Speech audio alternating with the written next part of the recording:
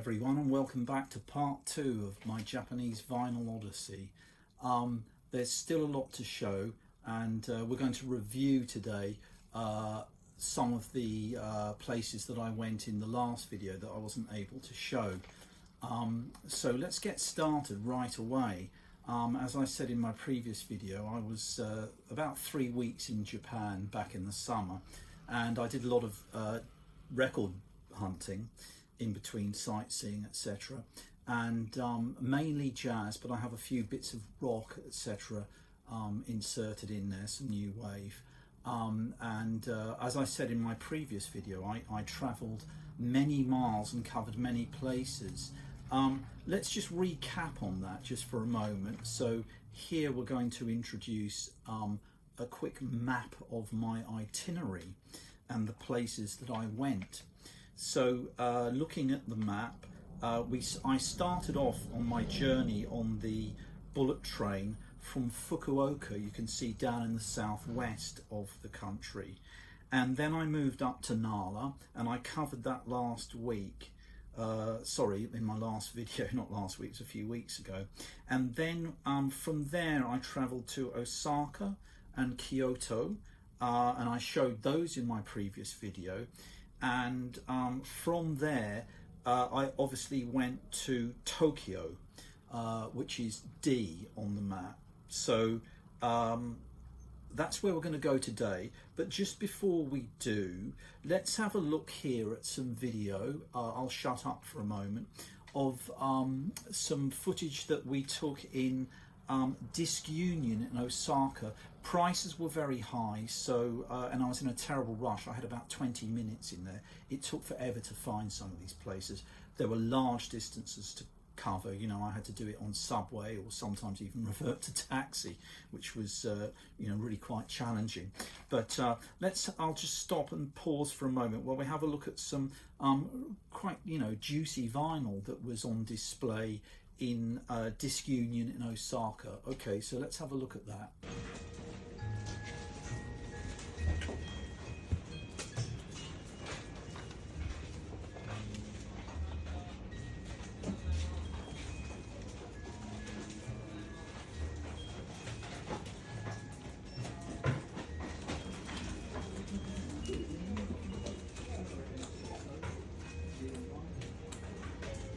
Okay, welcome back. So there we had it. That was Disc Union in Osaka. And as I said, I moved from Osaka, and the next day I think we went to Kyoto. Have a look at the previous video if you want to see some footage from there and my purchases. And I went straight up on that last leg of the journey there, which is D on the map, to Tokyo, the capital. And I stayed with some family there. It was great to visit. I'd never been before. I was staying in a place called Kashiwa, which is a suburb. I think it's northeast of the city.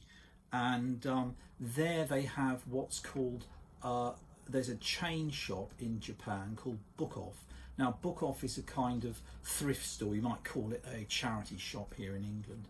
And they do mainly books, as the title suggests. So in Kashiwa, I got my directions, went there. It was sort of 15-minute walk from where I was staying, and I was quite blown away. I think I just walked in by sheer, coincidence. I came out of the lift, literally walked across to the counter, and there it was. There was a whole load of new jazz just come in. So let's pause here and have a look at what I found. There's some commentary. I hope the sound's okay. You may or may not hear it anyway. So this is Kashiwa Book Off in Tokyo. Okay, so I'm just here in downtown Kashiwa in the outskirts of Tokyo, and I'm at Book Off, and just to show you the quality of some of the jazz they have here, I'll be picking up some of these lovely numbers.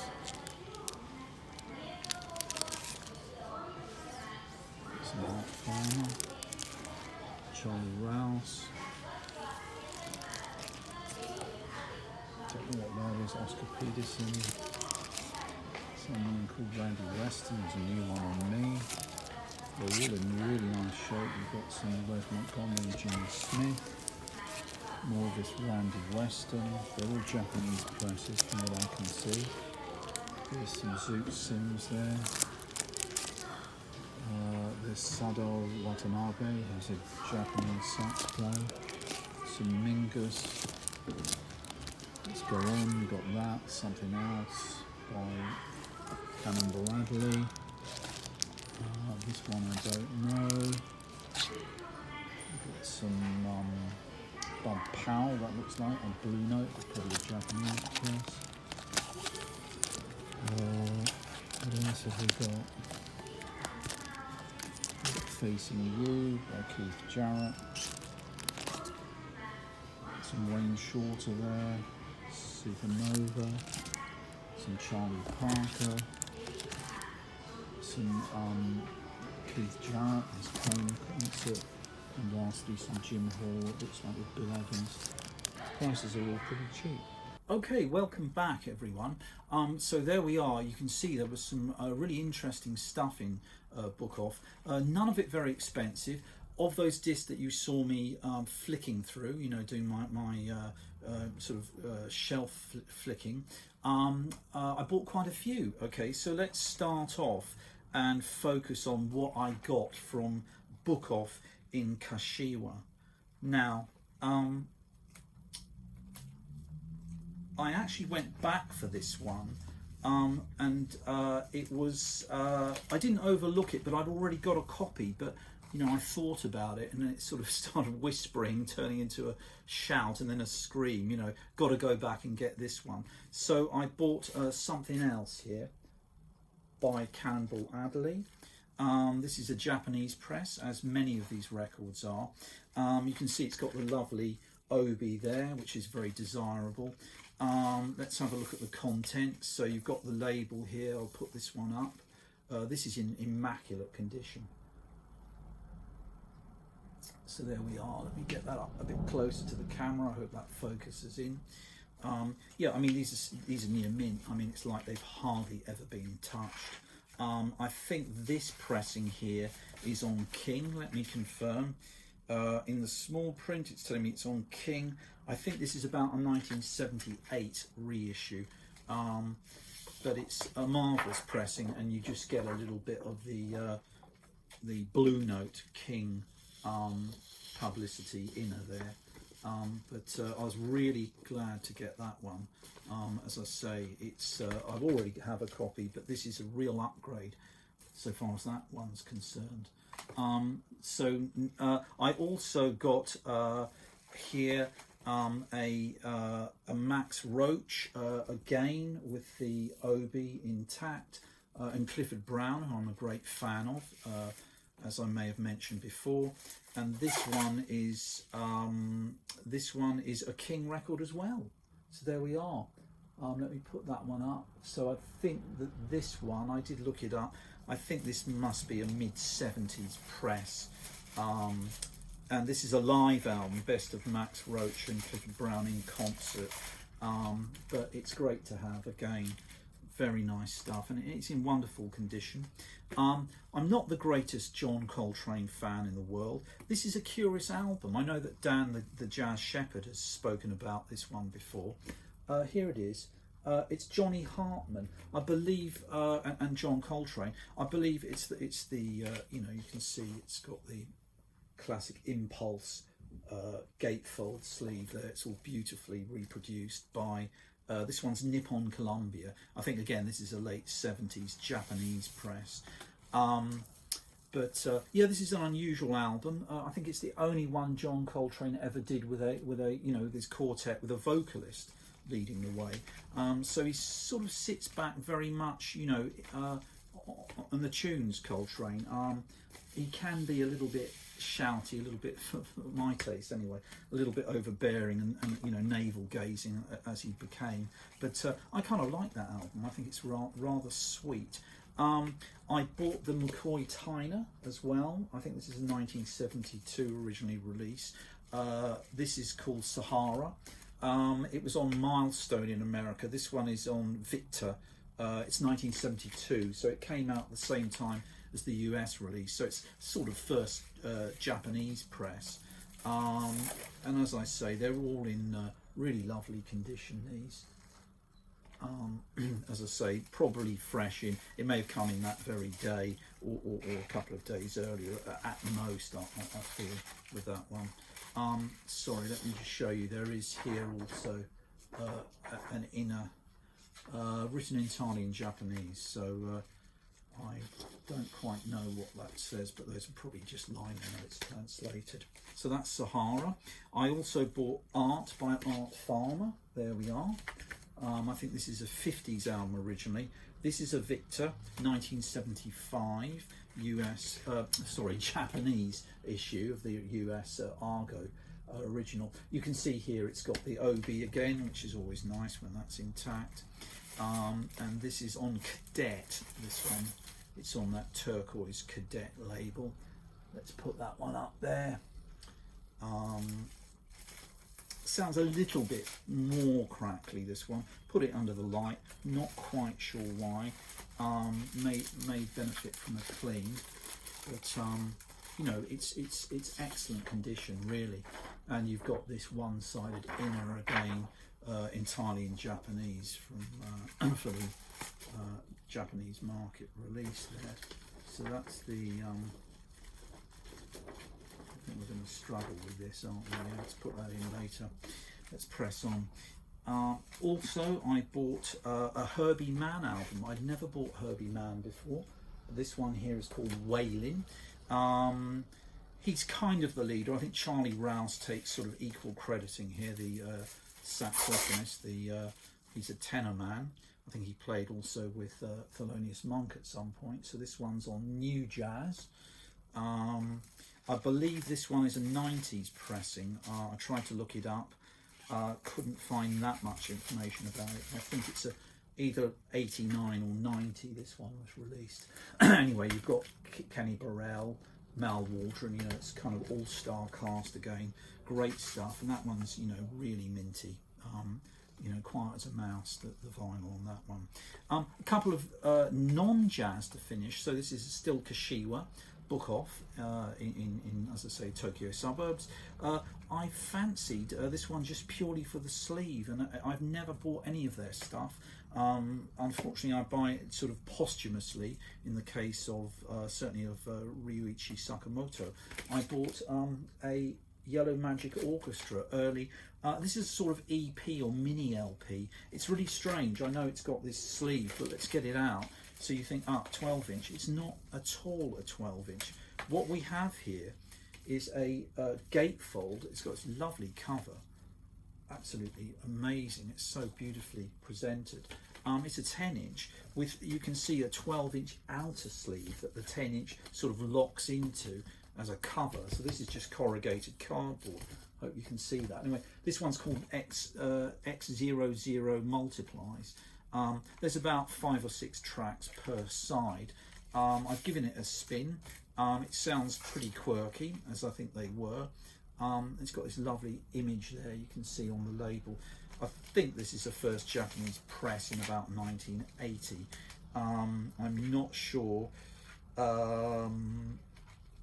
I hesitate to say even which record label released it. Let's see if there's any information on the sleeve. Alpha Records, that one, there you are. Let's see, you can got there the original price in yen, so that would have been 2,200 yen. Not cheap, you know, in those days, but I didn't pay anything like that for it, nothing like it, so it was a real steal. Lastly, I bought this one kind of on a whim. It was up on the wall, I think it may have been in the video. I bought a Rolling Stones album. This is Between the Buttons, which I think came out in about 66 here in UK. This is the Japanese, let me get it right, this is on London. Let me put that up there. You can see it's a copy of the American release. It would have been Decca here with the FFSS stereo labels. And yeah, it's got this really rather interesting inner look that has this lovely little cutout there you can see through. There you are, with notes in English and in Japanese, so you get this mini booklet in there as well. So that one was really the last disc that I bought in Book Off in Kashiwa. Staying in Bukov, but not in the same location, another branch in central Tokyo, I went to Shinjuku, which is where the big station is. It's kind of Grand Central, if you like, in Tokyo. And near there's a Bukov, which I had to locate. That took a bit of hunting down. And I got a couple of discs there. Let me just show you what I got. Earlier in another video, I did show you some of the discs I bought elsewhere. I'm just trying to remember where. Maybe that was in Rubik Records. That's right. I bought a couple of Toshiko Akiyoshi records, and they had one at a very decent price. This is her Trio and Quartet, which I think was released in about 1955, originally on Storyville. You can see there in the US. This is a Japanese, I think it's the first reissue of it in Japan, from about 1972 or 4. It's on Trio Records there. This is another lovely record, and it needed a bit of a clean. This one, unusually, a word to the wise here about Bukov, because they're essentially a thrift store. You get a lot of chaos there. Nothing is catalogued or anything. It's all just all over the place. So you've got to spend time crate digging, right? You've got to have patience to do it. But this one had a bit of mould on the sleeve, all cleaned off beautifully because it had an outer polythene cover that I just stripped off. A bit of mould on the vinyl, came off on a cleaning machine, fine. So it's come up, clean as a whistle. Great stuff, that. And lastly, in Bukov Shinjuku, I got this Duke Jordan here, who I don't know much about. I know he played with Charlie Parker, but this one is, again, it's a trio and a quintet, I believe. He's got horns on the second side on this one, I think. I think he's got a baritone sax player. Let's see who it is. It's, that's right, Cecil Payne on baritone and Eddie Burt on trombone, Percy Heath bass, Art Blakey on drums. So again, not a bad lineup there. Again, this is in really nice nick, absolutely perfect disc. So that was another good find. Right, so that's it for Bukov, as I believe. I also went to Disc Union, and there I bought quite a few records. So let's get started on those ones. In Kashiwa Disc Union, I'll put up a photo here so you can see where I went. I went, they're in a basement, so they're really hard to find. They really are. They're kind of inside an office block, then through to an elevator. No signage at all, only a little one on the street. And then you have to go sort of down, so it's subterranean. Really hard to find, but anyway. As I say, labour of love, really, vinyl shopping in Japan, but well worth the effort. I got this Art Blakey with Thelonious Monk. I have a later, I think, German press of this. This one I wasn't too happy with. Nothing to do with the music. Music's great. There we are. You can see it's a sort of, it's an early Atlantic. This is probably an early 1970s, repress. It's got quite a lot of swish on it, this one. Again, American vinyl. It's a bit of a, how can I say, it's hit and miss, really. And unfortunately, that one doesn't sound great. Anyway, it's mine for now. I also bought on my list something which in the West here is very, very hard to find indeed. Paying for originals will cost you, four-figure sums, really. I'm not joking. I bought this Portrait in Jazz. It's the Bill Evans Trio. I've only got, I think, one of his albums so far in my collection. Rare as hen's teeth, a lot of his originals, especially on Riverside. This is I think it's a 1970s, let me get this right. This is a Victor 1976, sorry. and you can see you get an inner here again with liner notes. They're entirely in Japanese. So this is this is a stereo. Sorry, I'm still trying to work out what I've got here. It's a stereo portrait in jazz 70s reissue of Bill Evans, still with Bill Evans. I was really stoked to find this one. Excellent. This is Everybody Digs Bill Evans. Again, I think this one, this is a stereophonic 1975 Victor, again, same as the last one, same year of issue, Japanese issue. It's this one again, it's almost silent. When you're playing the disc, it's like you're playing a CD. There's no background noise at all. These pressings really are quite incredible, and for the price I paid, well worth it. I also got here another Blue Note reissue. This time it's on, let me see, this is King. Here's another King. I think this is a late 70s reissue of Art Blakey's Jazz Messages, A Night in Tunisia, as the Americans would say.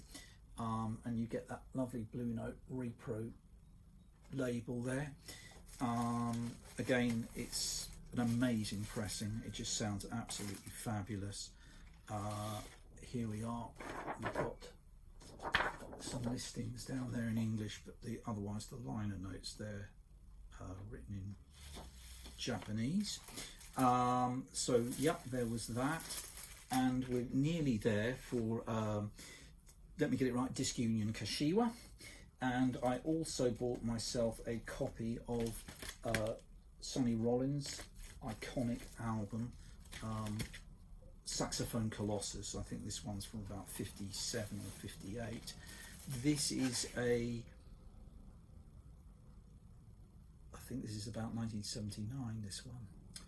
It's on EMI Japan, this reissue. Again, it's a lovely pressing. You can see there, it's got the old Prestige. I think that's a copy of the 70s Prestige label. But that really is a must-have album.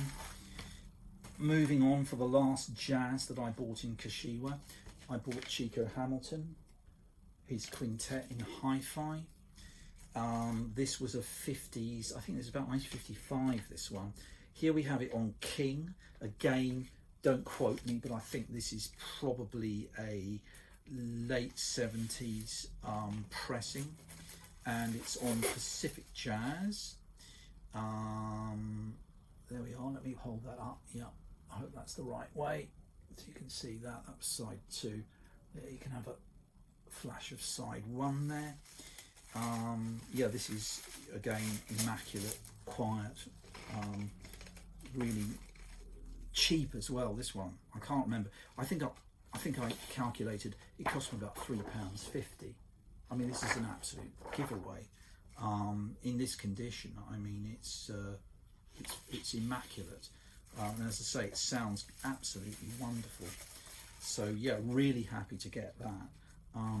And lastly, in Disc Union in Kashiwa, I bought this. I bought a copy of Talking Heads.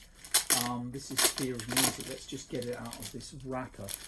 You can see they gave me these cellophane wrappers. A lot of the records come like that in Japan. They're very meticulous about how they look after things. But this one, anyway, it's got the shrink. This is the original US shrink. So this is I think a US first or second press. And it's on the old Sire label. There we are. The vinyl's immaculate. I mean, it's really, really clean.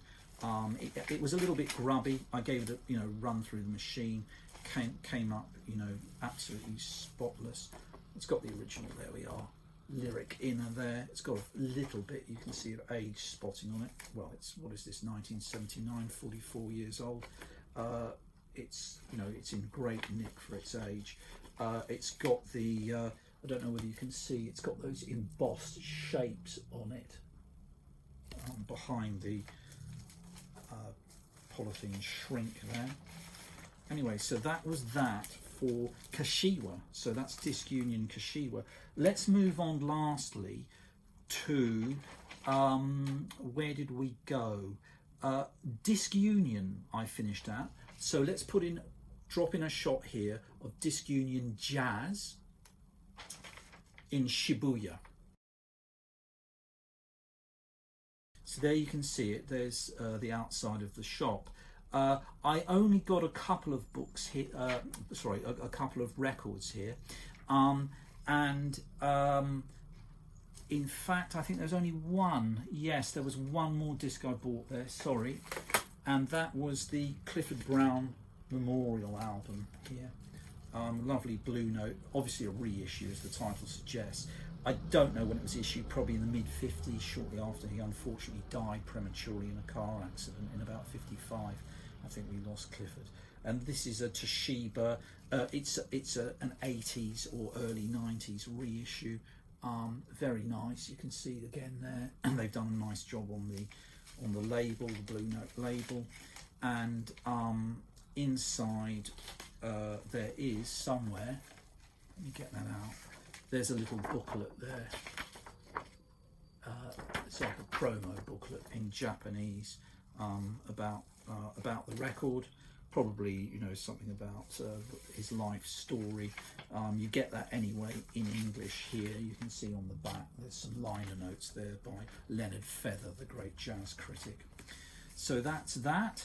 And the very last thing I think to show today, let me not misquote myself, is in fact, yes, it's a CD which I bought for a friend. There we are. I never heard of it, but he likes his jazz as well, and it's called Alto Madness by Riko Sasaki and Yosuke Sato, both alto sax players, recorded live earlier this year. Yeah, it was recorded, to be precise, on the 1st of May 2023. So that's got some jazz standards on there, so that should be a good listen. Anyway, we must end there. I hope you enjoyed that. Let's have a quick look at me as I was in Tokyo. One last shot to drop in here of me at the Meiji Jingu, which is a big temple in Tokyo, which I managed to visit in between my vinyl shopping. Anyway, thanks very much everyone. That's it for part 2 of my Japanese vinyl odyssey. I shall see you again in part 3 shortly. Thanks, bye.